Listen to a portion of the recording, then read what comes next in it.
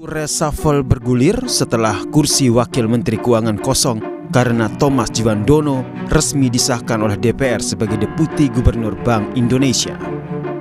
Menteri Keuangan Purbaya Yudi Sadewa menyebut Yuda Agung menjadi salah satu calon kuat pengganti Thomas Djiwandono yang sudah disahkan sebagai Deputi Gubernur Bank Indonesia. Sebelumnya, Yuda Agung mengundurkan diri dari posisi Deputi Gubernur BI pada 13 Januari. Posisi ini kemudian digantikan oleh Thomas Djiwandono. Saya nggak tahu, saya katanya mesti nggak boleh ngomong duluan, harus dengerin. Tapi sudah ada nama, Pak? Yang sudah, yang bocoran itu kan yang kita tahu. Betul, Pak. Kelihatannya kan saya sudah ketemu dengan beliau dan kelihatannya sih itu salah satu calon yang kuat ya. Pak Juda ya, Pak, berarti? Ya? Pak Juda. Kelihatannya dia calon yang kuat. Emang ada berapa calon sih, Pak? Saya nggak tahu, tentu di presiden tahu itu.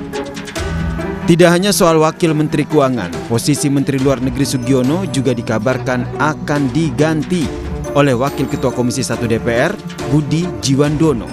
Sugiono mengaku belum mendengar informasi tentang reshuffle kabinet, termasuk isu soal pergantian dirinya sebagai Menlu oleh Wakil Ketua Komisi 1 DPR dari fraksi Gerindra, Budi Djiwandono. Sementara itu Budi Djiwandono menegaskan sampai saat ini masih bertugas sebagai Wakil Ketua Komisi 1 DPR. Tapi kalau benar itu terjadi, akan ada perpindahan posisi, masih tugaskan di kementerian lain, itu gimana, Mas?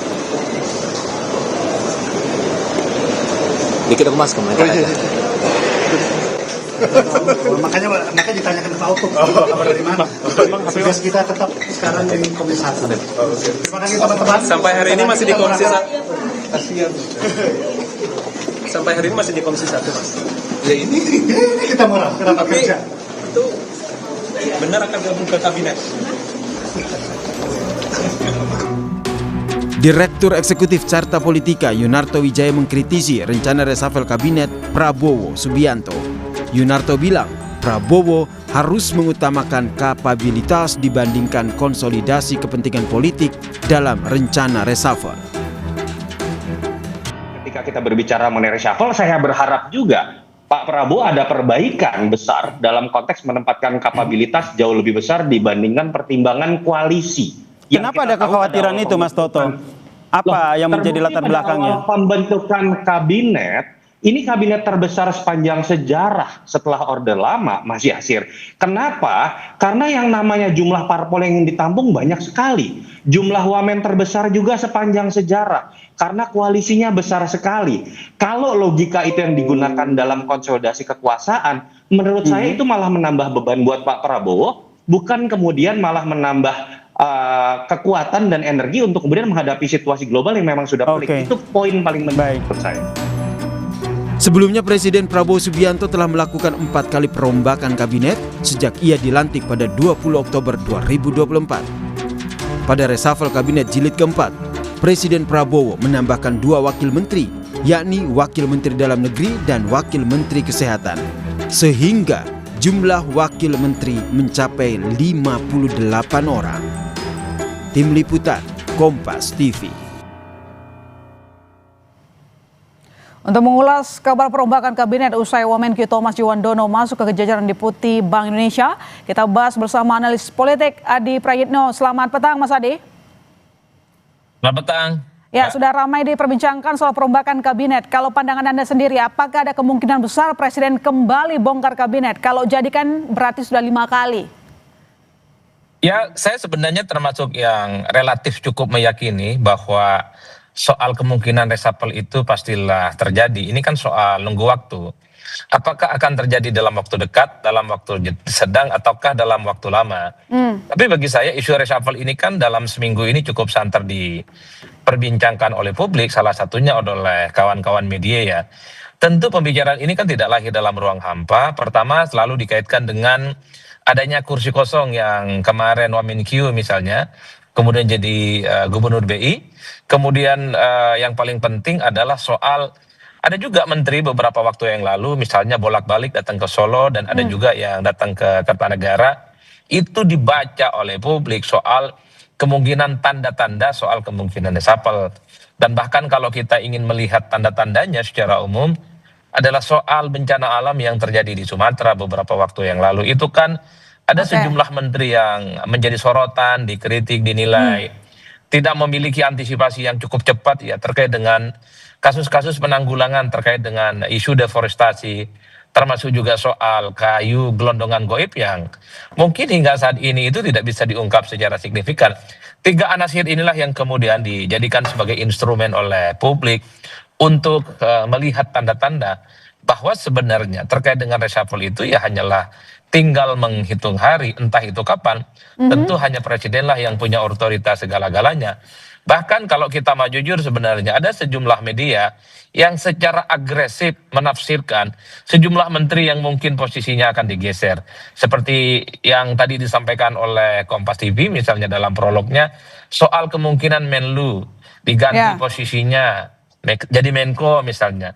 Itu kan juga menjadi pembicaraan dan Menlu akan diganti oleh wakil ketua Komisi 1. Itu tentu bukan sesuatu yang lahir dalam ruang hampa, tapi pastinya sudah mulai beredar soal informasi adanya terkait dengan kemungkinan soal reshuffle ini. Dan bahkan informasi dari kawan-kawan media yang sering ditanyakan ke saya, mungkin juga ada menteri yang nanti posisinya itu direposisi, misalnya menjadi wamen dan seterusnya. Sejumlah nama memang beredar termasuk nama Sugiono, Mas Adi. Tapi kira-kira kalaupun memang reshuffle jadi dilakukan, apa menurut Anda urgensi dari Presiden kembali melakukan reshuffle? Seperti tadi kita ingatkan sebelumnya, di 1 tahun yang lalu sudah 4 kali reshuffle. Kalau ini jadi berarti sudah 5 kali Presiden Prabowo Subianto melakukan reshuffle.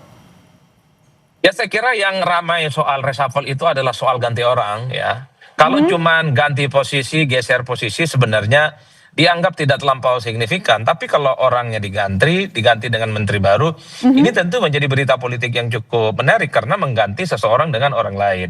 Kalau misalnya soal Menlu yang dispekulasikan akan digeser misalnya terkait dengan PMK, mungkin publik mendengar ini adalah untuk mengakselerasi bagaimana tugas Menteri Luar Negeri itu memang harus lebih perform dibandingkan dengan sebelumnya. Mengingat misalnya Pak Sugiono hari ini adalah sekjen partai besar dan tentu saja butuh keseriusan untuk memaksimalkan kedua tugas ini, satu sisi sebagai Menlu dan satu sisi sebagai sekjen partai. Jadi peran inilah yang mungkin supaya akan semakin maksimal akan diganti oleh posisi anak muda, pengalaman luar negerinya bagus, sehingga isu ini yang kemudian berkembang belakangan ini.